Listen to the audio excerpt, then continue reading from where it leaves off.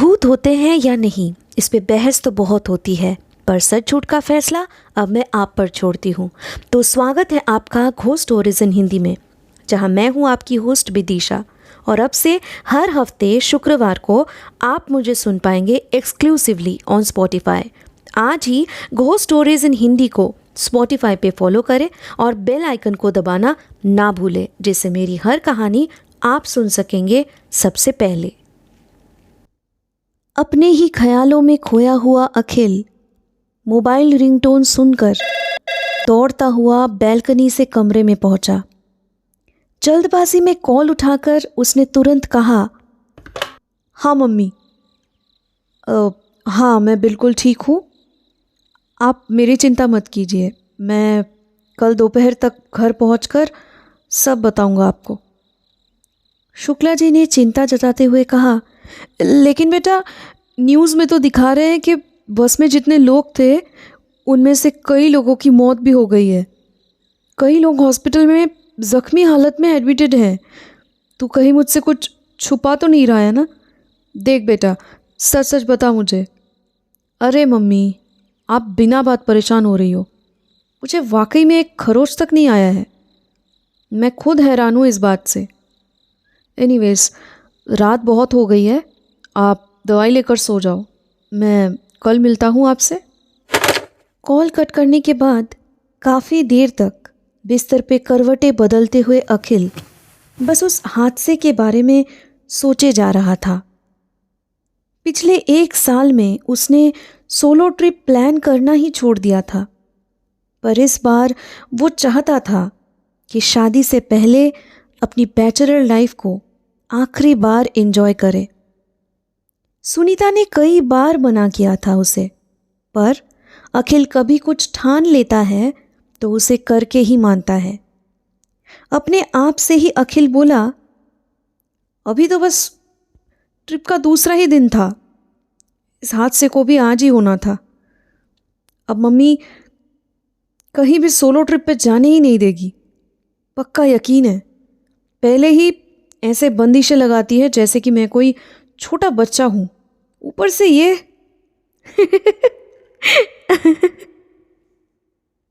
कौन?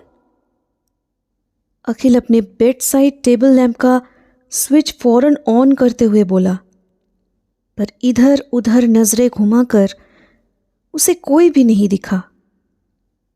कोई दिख भी कैसे सकता था, वो तो इस रूम पे अकेले ही रह रहा था। मैं भी ना, मन का वहम होगा, और मे बी नेक्स्ट रूम पे कोई औरत की हंसी की आवाज़ यहाँ तक सुनाई दे रही होगी मुझे। चल बहुत हुआ, अब बस सो जा चुपचाप अखिल, कल सुबह फ्लाइट भी पकड़नी है। इतना कहकर अखिल लाइट ऑफ करके वापस से सो गया। शुक्ला जी सुबह से ही काम में उलझी हुई थी, क्योंकि आज अखिल के साथ साथ सुनीता भी उनके घर पे लंच के लिए आ रही थी। अपनी होने वाली बहू के स्वागत में किसी भी तरह की कोई भी कमी नहीं रखना चाहती थी वो। काफी समझा बुझाकर इस बार शादी के लिए राजी हुआ है अखिल, वरना सगाई के 1 साल बाद भी बस बहाने ही बनाया जा रहा था। अखिल की तरफ देखते हुए शुक्ला जी बोली। सुनीता ने मुस्कुराते हुए कहा, छोड़िए ये सब, आंटी आप ये बताओ कि आपको मेरी लाई हुई साड़ी कैसी लगी? कलर तो ठीक ठाक है ना? हाँ हाँ, माँ को तो तुम जो भी दोगी उन्हें कभी कोई इशू नहीं होता है, अखिल ने कहा। शुक्ला जी हंसते हुए सर हिलाकर हाँ बोली। रात में सुनीता को घर पे ड्रॉप करने के बाद से ही अखिल कुछ बेचैनी सा महसूस कर रहा था। पंडित जी ने शादी का डेट भी फिक्स करवा दिया है आज। सुनीता के पेरेंट्स अब इस दुनिया में नहीं रहे, इसलिए वो अपने एक रिलेटिव के पास ही रहती है, और उनको उसके शादी से कुछ ज़्यादा खुशी नहीं है, इसलिए वो कभी भी अखिल से मिले ही नहीं।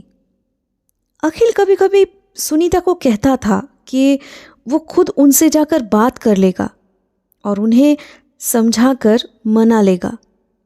पर सुनीता उसे हमेशा ही मना किया करती थी। शायद मैं कुछ ज़्यादा ही सोच रहा हूँ। माँ को इस रिश्ते से प्रॉब्लम नहीं, और सुनीता भी अपने मामा मामी को लेकर इतना नहीं सोच रही। फिर मुझे क्यों इतना बुरा लग रहा है? ज़रूरी नहीं है कि हर कोई शादी में शामिल हो। काफ़ी देर तक इन्हीं सब बातों के कश्मकश में उलझकर अखिल बिस्तर पर लेटा रहा। आपको बस एक वक्त तक यूं ही बाहर नहीं निकलना है। देखिए मामा जी, पिछली बार के बाद पुलिस को पता चल चुका है कि आप कैसे दिखते हो, इसलिए इस बार रिस्क नहीं लेना है। बस 3 महीने की ही तो बात है।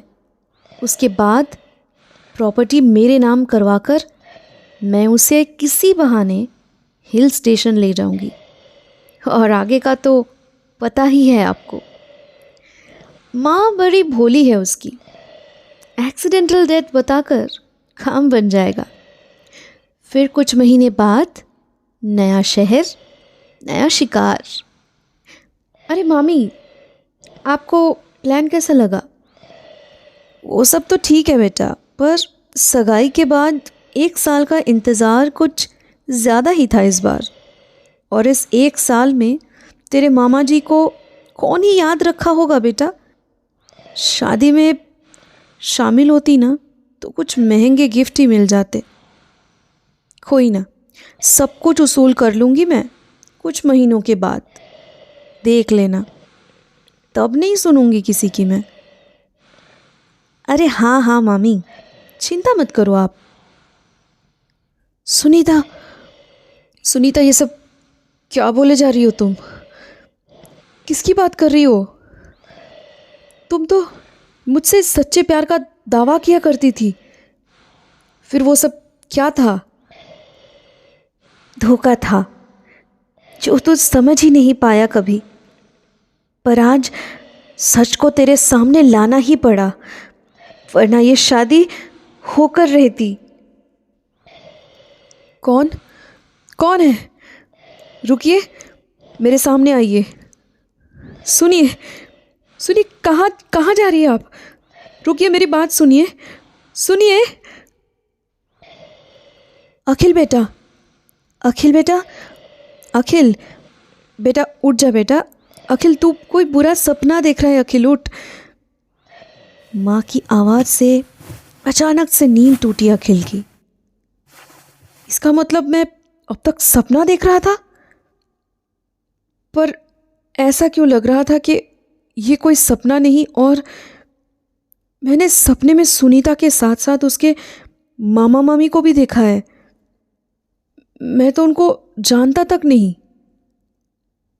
अखिल की बातें सुनकर शुक्ला जी ने उसे संभालते हुए कहा, तू कुछ ज़्यादा ही सोच रहा है बेटा। सोने से पहले डिनर भी नहीं किया था तूने, हो सकता है उसका असर हो। चल फटाफट अब मुंह हाथ धोकर आ जा मेरे पास, मैं तब तक खाना लाती हूँ। अगली सुबह अपने दोस्त साहिल को सब कुछ बताने पर उसने कहा, मुझे जहाँ तक पता है ऐसे केसेस आए दिन होते हैं, पर तू एक बुरे सपने के बेसिस पे कैसे शक कर सकता है सुनीता पर? बात सिर्फ सपने की नहीं है। मैं पिछले कुछ दिनों से कुछ महसूस कर रहा हूँ। मेरा इतना बड़ा एक्सीडेंट होने पर भी एक खरोच तक नहीं आना। कल शादी का डेट फिक्स हो जाने के बाद ऐसा बेचैनी महसूस करना, ये सपना, और हर बार वो आवाज़ जो सुनाई देती है पर दिखती नहीं।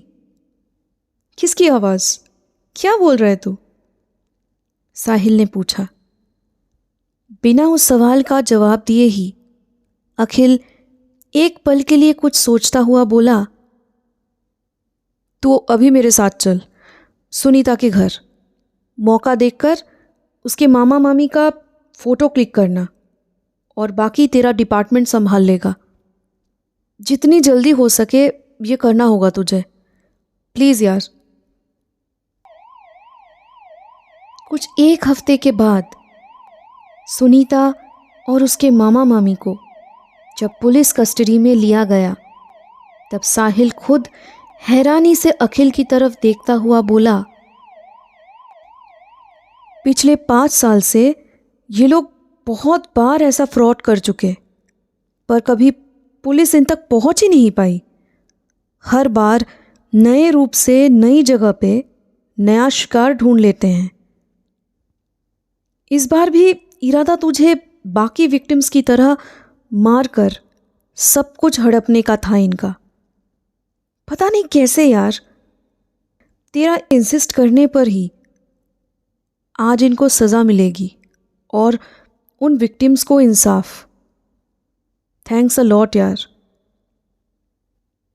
आज भाई दूज है मम्मी, आप जाओगी मेरे साथ? वहाँ से कोर्ट के लिए भी निकलना है, सुनवाई है आज। उन दरिंदों को सज़ा मिलकर रहेगी, अखिल ने गुस्से में कहा। शुक्ला जी रोते हुए बोली, आखिर कब तक यूं ही तू कोर्ट और पुलिस स्टेशन का चक्कर काटता रहेगा? कभी वो लोग तो आज सुनीता, क्यों मेरे ही बच्चों के साथ ये होता रहता है? रोने से कोई फायदा नहीं होगा। दीदी एक ना एक दिन ज़रूर उठेगी। डॉक्टर्स भी बोल रहे हैं कि उनकी हालत में काफ़ी सुधार है। वो कोमा में है, पर वो हम सबको सुन पा रही है मम्मी। मैंने अब तक उनके साथ गलत करने वालों को सज़ा नहीं दिलवाई। होंगे वो रईसज़ादे, पर मैं अंत तक लड़ूंगा। मैं जा रहा हूँ, आपको नहीं आना तो मत आओ, मैं दीदी से अकेले ही मिल लूँगा। नाराज़गी जताते हुए इतना कहकर अखिल मेन डोर बंद करके बाहर निकल गया। शुक्ला जी रोते हुए अपने आप से बोली, तू क्यों नहीं समझता बेटा? अंजलि अब कुछ ही दिनों की मेहमान है। डॉक्टर्स ने जवाब दे दिया है कि अब उसे कोमा से वापस लाना मुश्किल है। कभी भी वो दम तोड़ सकती है।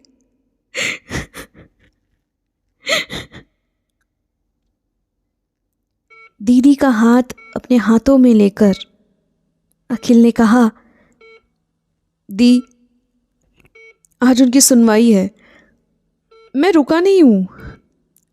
आज बस आखिरी कुछ सवाल जवाब के बाद तुम्हें इंसाफ मिल जाएगा, ऐसा ही कहा है वकील अंकल ने।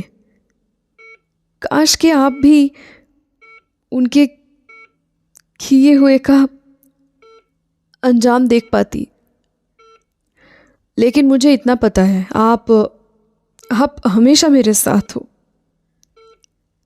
आप ही कहा करती थी ना कि पापा नहीं तो क्या हुआ, मेरा रक्षा आप ही करती रहोगी। ये देखो, भाई दूज का टीका भी लगवा लिया दी। अब मैं कोर्ट से खुशखबरी लेकर फिर वापसी में आपसे मिलकर जाऊंगा। हॉस्पिटल से निकलकर जोरों से कार चलाते हुए अखिल सोचे ही जा रहा था कि उसे आज किसी भी कीमत पर वक्त पे कोर्ट पहुंचना ही होगा, वरना केस डिले होने के चांसेस हैं। मेन रोड पे काफ़ी ट्रैफिक जैम के चांसेस होंगे। ये सोचकर शॉर्टकट लिया है उसने। इस रास्ते से मत जा अक्कू, वो सब तुझे मारने के लिए अगले मोड़ पर इंतज़ार कर रहे हैं। अचानक से ये सुनकर अखिल ने चौंक कर रियर व्यू मिरर पे अपने नज़रें उठाई, और जैसे ही उसने उस रियर व्यू मिरर पे अपने बैक सीट पे बैठे हुए किसी को देखा तो उसके होश उड़ गए। बस उसके मुंह से एक शब्द निकली, दी। ये थी आज की पैरानॉर्मल कहानी। आई होप आपको ये पसंद आई होगी। घोस्ट स्टोरीज इन हिंदी को स्पॉटिफाई पे फॉलो करते वक्त बेल आइकन को दबाना ना भूलें, जिससे मेरी हर कहानी आप सुन सकेंगे सबसे पहले। अब से हफ्ते के हर शुक्रवार को मैं आपके लिए लाऊंगी ऐसी कहानियाँ जो आपके डर के परिभाषा को बदल के रख देगी।